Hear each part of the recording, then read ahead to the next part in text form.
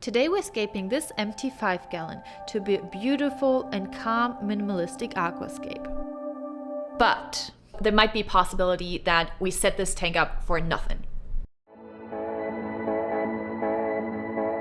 I always start every single setup with painting the bottom of the aquariums black. Here I'm using a black eggshell color and I'm trying to make an even first layer.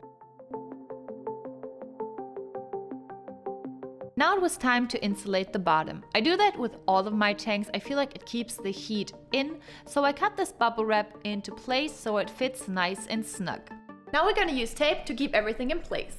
I do only tape the corners as it's not really holding much. I just wanted to keep them in place and prevent it from sliding around.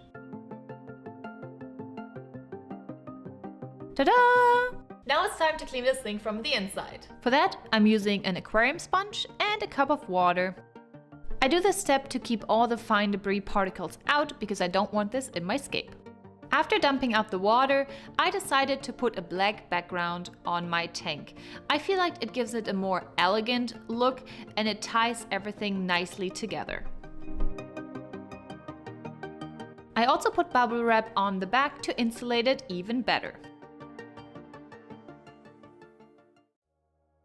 After the initial setup, I decided to go with natural black lava pebbles as my main focal point for my aquarium. I also decided to get some black sand as I felt like it matches very well with the background, and some black pebbles so I can plant the plants easier as they don't really stick in the sand as well.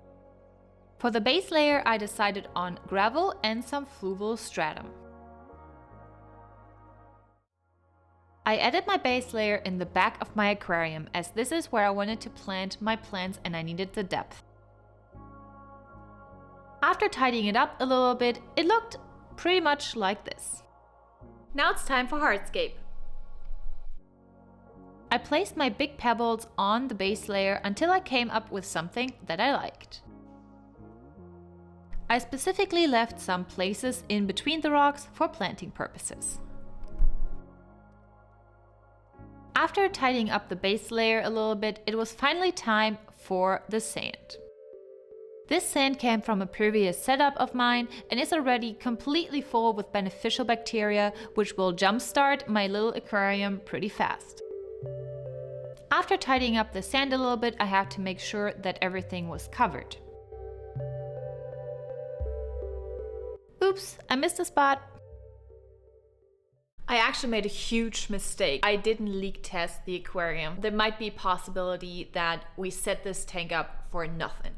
While I was filling up the tank with water, I was crossing my fingers and hoping that this tank doesn't leak.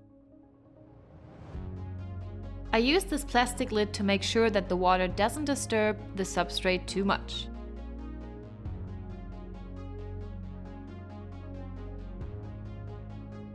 So this is the top that actually came with it. It has a LED light in there and we're going to be using this for the 5-gallon aquarium.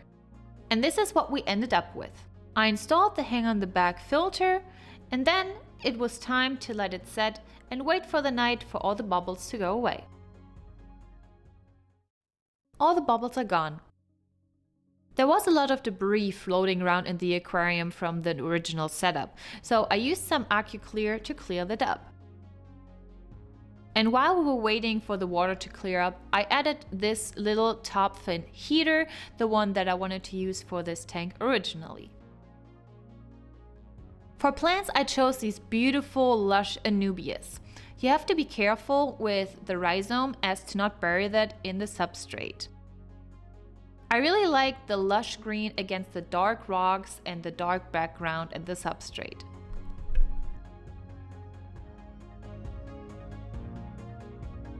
The final step is now to add some leaf zones, some food for the plants, and wait for the tank to establish.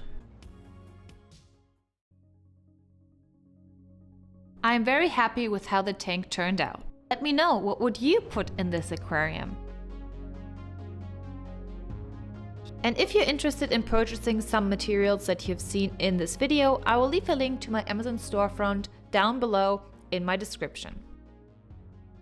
Here are some other videos that you might like, and I see you in my next video. Bye!